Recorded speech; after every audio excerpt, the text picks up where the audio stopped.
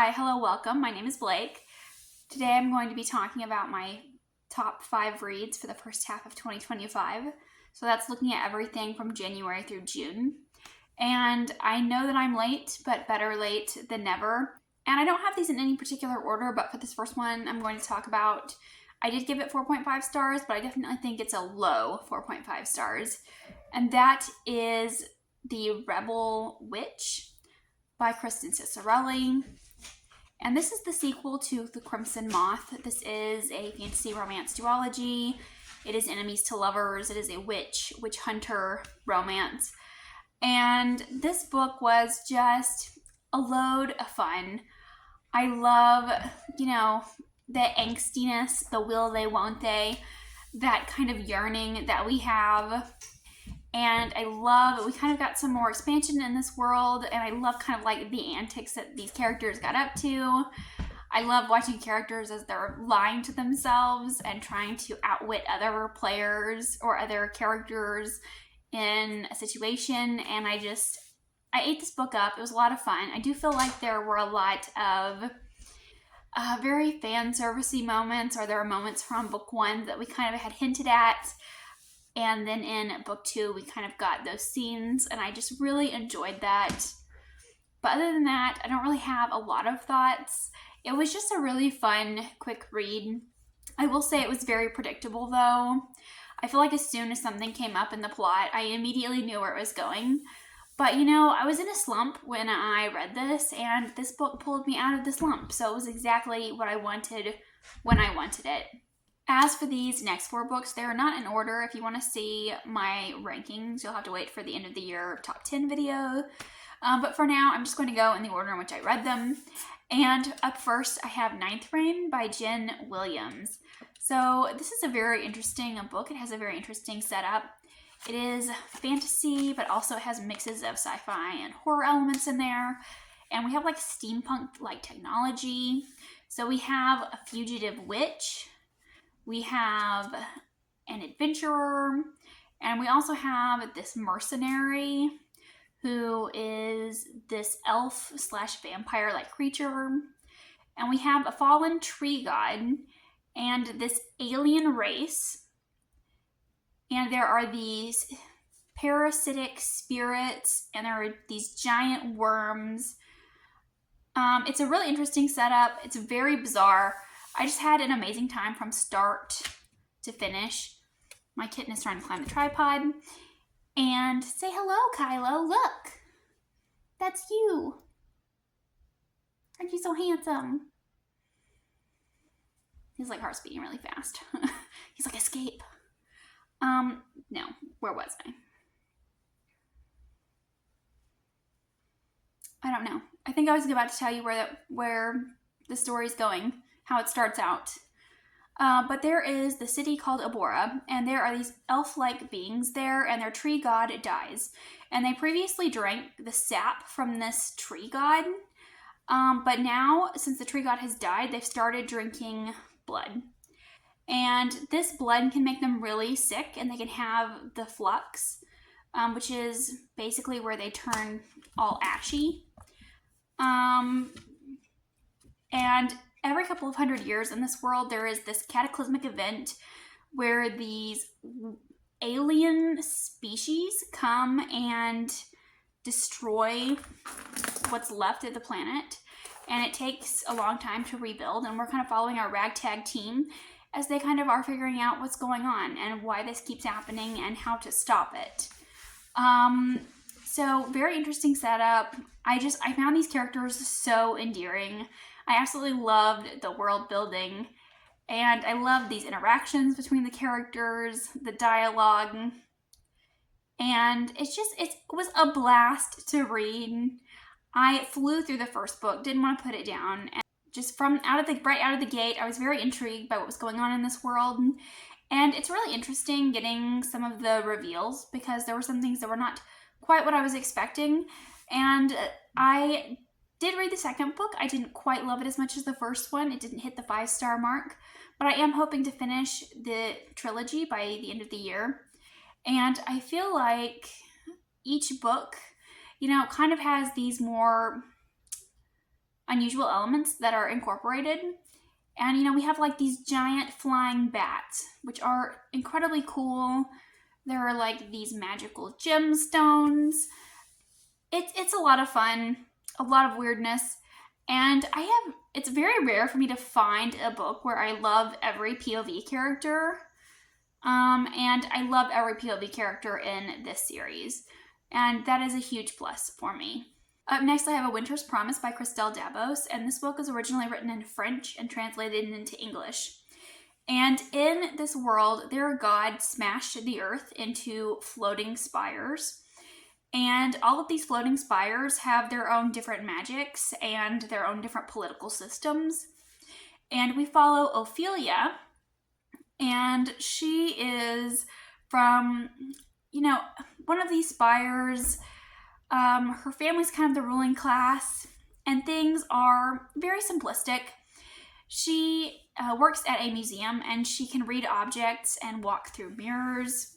She has conversations with her scarves, and she can basically communicate with any object around her and influence objects around her. And she just has all of these quirky and unique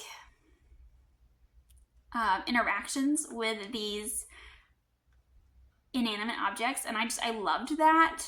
I love museums, so the idea of being able to touch objects is a really cool feature. But Ophelia is forced into a political marriage, and she has to leave her homeland and go to the pole, which is this very large arc. And she has to marry this man named Thorn, and he is a lower standing member of this ruling class family, and they are not great. There is a lot of backstabbing, a lot of politicking, and these people have mind powers. So Ophelia has to be very careful about what she says and does. She does not want this marriage. Thorn does not want this marriage. They are both very unhappy with who they have been given, and they are forced to rely on one another in this situation because they don't know who they can trust, and they are trying to get out of this marriage alive. So there's a lot of politicking, a lot of backstabbing. Ophelia is not your typical main character. She's very demure, very shy. There were moments when I found her really frustrating. She was very much a doormat in a lot of situations, and there were times when I really wanted her to stand up for herself. And there were a lot of times when she didn't, and I found that really frustrating. But I was really interested in her character. I do really like the character, you know, kind of where quietness is a strength sometimes, and I, as an introverted and shy person, I really do like seeing that in characters. So I'm really rooting for Ophelia, and I kind of like the truce that she and Thorn have kind of put in place to help one another out and to kind of put aside their differences to get through the politics of this world. And I absolutely loved the setting of the pole as well. It's wintry there, and the people there are illusionists, so you can never be sure if what you're seeing is really true. And they have these flying snow dogs, and that's how they transport places. Up next here, I have Empire of the Damned by Jay Kristoff. I feel like this book was even better than the first one. I feel like it was much tighter in terms of the plotting and the pacing. And in the series, we follow Gabriel de Leon, who is one of the last of the Silver Saints. And in this world, the sun has stopped shining and vampires have taken over. And we follow Gabriel as he is a vampire slayer, and he's on this quest to find Holy Grail. And he is captured and telling us his life story before he is executed. And I really love the framework of the story. I feel like in the second book, we got a lot more of the vampire politics. I feel like it answered a lot of questions for me. There were a lot of really incredible scenes in this book. It's very dark, very bleak. We learn a lot more about vampires and their powers and kind of their political structure. And I feel like in previous books, we've had interactions with the vampires, but I feel like we haven't seen vampires interacting with other vampires very often on page. And in this book, I feel like we got a lot more of that, and we got a lot more of the lore, I think. And there were just so many scenes that I felt like were so well written that are just still in my mind. And I do really love kind of the very action-packed, and I do really love these very action-packed chapters and sequences that we have in this book. And I do really love how action-packed this book was. I feel like it really delivered on the vampires, and we have these dark, bleak, scary kind of vampires. And I feel like it's really highlighted in this book. And up next here, I have A Little Hatred by Joe Abercrombie. I was nervous going into the series, but I don't know why. I loved the first trilogy. I loved his trilogy of standalones, and I loved this one. It was his best work to date, in my opinion. The character work, on point. We are in England, and they are facing an industrial revolution, and we are following some of the children of characters that we've seen in the past. And you know what? Progress is great, but who is it great for? And so we have a lot of kind of these moral and ethical questions being presented to us in the story, and we follow some very unsavory characters. And the way this book ended was chef's kiss. I loved it. And I'm really interested in these younger cast of characters that we're following. Like, don't get me wrong, I love the old characters, but I think I like the old characters better. But there's something about seeing these new characters in kind of this new situation that is really exciting for me. I'm not sure who's my favorite yet, but I love kind of watching the children of characters that we know kind of just interact with one another and see where they are in life. And, you know, as we figure out who they are and who they want to be, if that makes sense. I feel like Joe is really good at making me sympathize for really terrible people. And there are times when a character is horrible and I love them, or times when they're a horrible person and I hate them. So it'll be really interesting to see which of these characters at the end of this trilogy I end up loving versus ones I end up hating. But yes, this has easily been my favorite read of the year so far. If I was ranking them, I know immediately where I would put this one.